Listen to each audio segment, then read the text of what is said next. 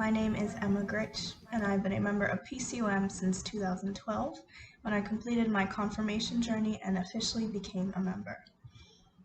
For the past 8 years, Sunday worship was always a highlight of my week. I've always looked forward to greeting all of you with hugs and welcoming words, hearing the nourishing words sung by all of our choirs, listening to prayers and sermons, watching the candles flicker, taking communion in our beautiful sanctuary, and catching up with friends over coffee and pastries in Fellowship Hall. My favorite Sundays have been the ones where I was able to participate in leading worship, whether I sang with the choir, served as a liturgist, or was able to preach to our wonderful community. Worshiping together was always a light in the storm. In a time when we have all desperately needed to feel God's Spirit, maybe more than ever, our primary form of worship has changed drastically. As the chairperson of the Worship and Music Committee, I found myself in a serious conversation in early March when the session voted to cancel in-person worship for the following 3 weeks.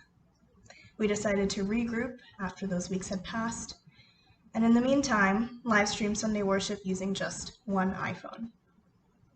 Here we are, almost 8 months later. It is so challenging now to feel as if we are in community when we cannot physically gather, shake hands, hug, and break bread together. However, I believe that our weekly virtual worship services can also serve as a light in the storm now, especially since we've graduated from the one iPhone setup to create a truly beautiful and polished virtual worship experience, with huge thanks to John Bachman and Trace Williams for creating our current setup. Worship may be extremely different from what it used to be. We are still able to gather on Sunday mornings, if from afar. One silver lining of this experience has been the new accessibility of our worship services. On Sunday mornings, we have people tune in from across the country, from California to Florida, and even a few from Europe. We've also had a significant number of people rejoin our services, members who have had to move away from our area years ago, who are really grateful that they can again be active parts of our PCUM family. There are beautiful things coming out of this horrible time.